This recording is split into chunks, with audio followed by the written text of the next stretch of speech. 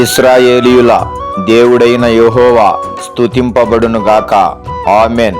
41వ కీర్తన 13వ వచనము. Praise the lord.